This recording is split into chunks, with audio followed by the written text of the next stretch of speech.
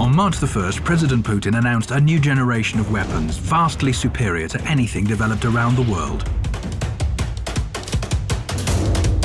У России такое оружие есть. A hypersonic system, an ICBM with unlimited range, weapons that can fly through dense layers of the atmosphere, a nuclear-powered cruise missile, underwater drones, a unique combat laser complex. That got everyone talking about an arms race and that deadly Russian missile. But from Russia's point of view, it's the one that feels threatened and wants to restore nuclear parity. So how does that work? And what did Putin mean when he said, Нас никто не слушал. Послушайте сейчас. To be clear, nuclear parity came as a result of an arms race. It was provoked by the first and so far only nuclear strike in history, when the US dropped atomic bombs on Hiroshima and Nagasaki in 1945. Estimates put the total number of casualties at up to 450,000. By 1949, the USSR had its own nuclear weapon ready. By 1952, the US tested the first thermonuclear device. A year later, the Soviet Union followed suit. Both sides began to develop ballistic missiles in an attempt to get ahead of each other. The US installed nuclear weapons in Turkey, and the USSR put missiles in Cuba. It was followed by the Cuban crisis, which saw the world teeter on the brink of nuclear war, until Moscow and Washington realized there could be no winners. That's when the period of détente came about. By the early 1990s, it seemed the tension between the two countries was over. It was a time of promises, although some would prove empty over time. NATO famously promised Soviet leader Mikhail Gorbachev that it would not move an inch to the east. Даже такие были выражения, как это было у Бейкера, у секретаря, что мы и на 10 сантиметров не двинемся в интересах НАТО или что-то. Recently declassified documents on the 1990 negotiations proved Russia's account is accurate. If we maintain a presence in a Germany that is part of NATO, there would be no extension of NATO's jurisdiction for forces of NATO 1 inch to the east. There would be no effort to exclude anyone, and there would be no step taken at this time to push anyone ahead of others.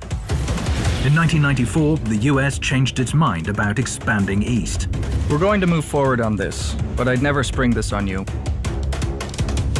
But over the past 18 years, NATO's been joined by Hungary, Poland, the Czech Republic, Bulgaria, Romania, Slovakia, Albania, Croatia, Montenegro, as well as the former Soviet republics of Lithuania, Latvia, and Estonia.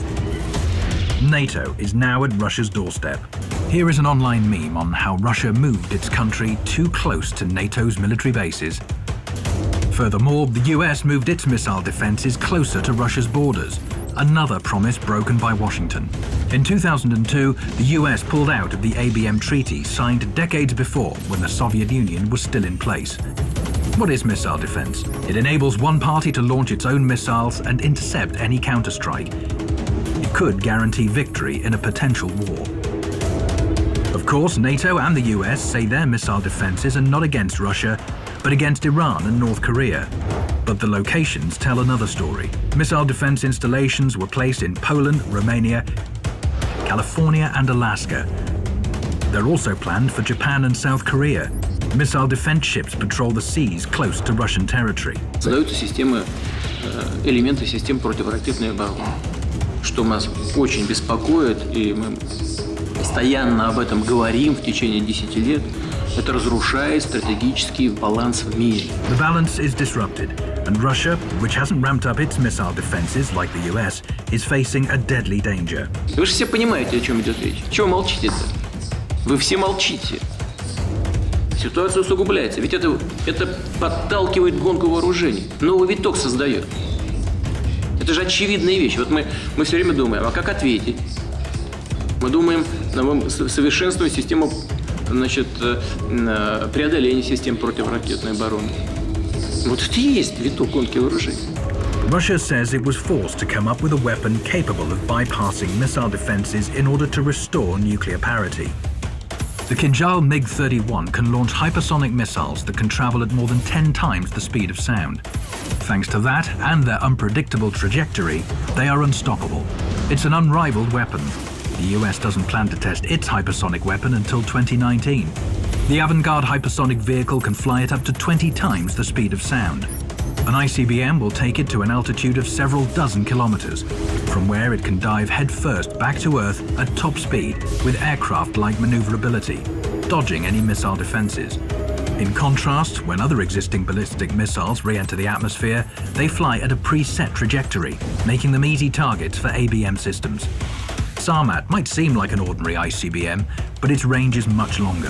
The legendary Topol-M missiles can only take the shortest route through the ABM systems. Sarmat can travel via the North or the South Pole where there's no missile shield, and it will still hit its target. But most importantly, Sarmat is a heavy missile capable of carrying more than 20 warheads. That's 5 times more than previous generation missiles. The Burevestnik nuclear-powered cruise missile is a unique weapon. It's basically the same as an American Tomahawk. But whereas the Tomahawk's range is limited to 2,500 kilometers because of fuel constraints, Russia's new missile can fly indefinitely. It can take any path to avoid missile defenses. Just like Poseidon underwater drones. Similar to the regular drones we're used to, except these are submarine launched and travel at incredible speeds towards their targets under the sea. They run so deep that no equipment can track them. Even if detected, their high speed prevents them from being intercepted. The new weapons can work together to neutralize any existing missile defense systems. Kinjal can destroy ground-based ABM systems. Poseidon drones take care of those at sea. Then, the Sarmat, Avangard and cruise missiles can be launched towards their target, bypassing any remaining barriers. On top of that, there's also a combat laser complex, Peresvet, which is unique because it almost instantly delivers an energy beam to a target and has an unlimited battle reserve. Developing new weapons is not a belligerent move, rather a move to restore parity. Perhaps this time the call for a balance of force and fair treatment all round will be heard. Нас никто не слушал. Послушайте сейчас.